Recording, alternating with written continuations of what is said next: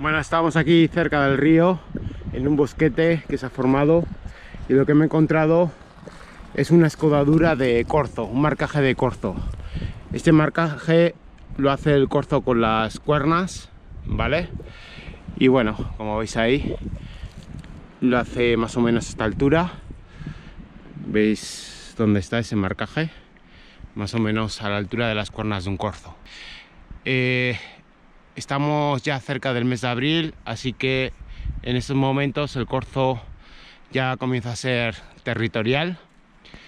Así que, bueno, seguramente lo habrá hecho el corzo hace poco. Esta escodadura o arañazo que hace con las cuernas tiene pinta de ser cercano al tiempo. Así que muchas veces, aparte de las escodaduras, que estas marcas que dejan los árboles, muchas veces lo que hace también es con las pezuñas marcar en el suelo. Por eso estoy viendo a ver si ha marcado también en el suelo. Lo que hace es remover la tierra con las pezuñas. Y bueno, yo creo que por la altura puede ser perfectamente una escodadura de corzo.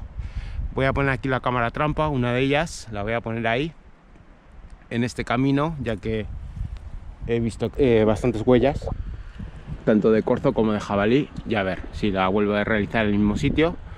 Y bueno, los corzos prefieren las coníferas, como en este caso creo que es pino o carrasco, para marcar, ¿vale?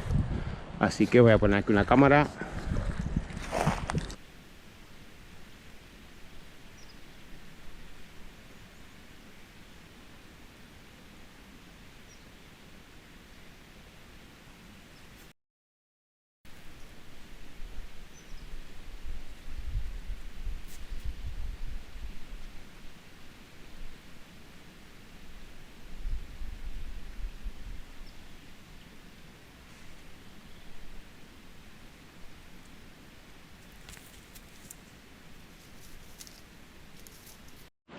Bueno, aquí al lado del barranco podemos ver huellas de corzo.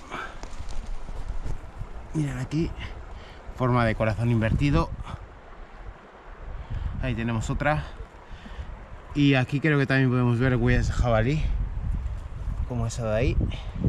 Y esta yo creo que también puede ser de jabalí, ¿vale? Por aquí transcurren cerca de este barranco tanto corzos como jabalíes, y de forma abundante.